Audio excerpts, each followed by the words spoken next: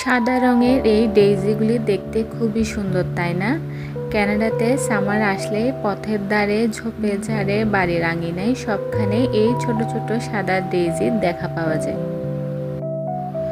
বাংলাদেশের ফুলের দোকানগুলিতে বেশ ভালো দামে এই সাদা ডেইজিগুলিকে বিক্রি করা হয়, কিন্তু এখানে এই ফুল অনাদরে অযত্নে কিন্তু যেখানে সেখানে ফুটে থাকে।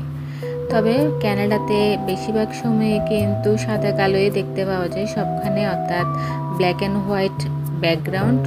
যেহেতু বছরে প্রায় 6 থেকে 7 মাস বরফে ঢাকা থাকে, এরপরে গাছপালা যা থাকে তা সব কিছু মরে যায়। সামার যখন আসে তখন আবার সব কিছু নতুন করে প্রাণ ফিরে পায়, তখন চারিদিকে শুধু ফুল আর ফুল। এত রঙের এত ধরনের ফুল ফুটে যা গণনা করে শেষ করা যায় না। আর কানাডাতে যখন সামার আসে তখন কিন্তু আমি আর আমার পূজার জন্য ফুল কিনে আনি না। বাইরে যে নানা রকমের ফুল পাওয়া যায়, বিশেষ করে এই ডেইজি ফুলগুলো, সেগুলো দিয়ে আমি আমার ভগবানকে পূজা করে থাকি।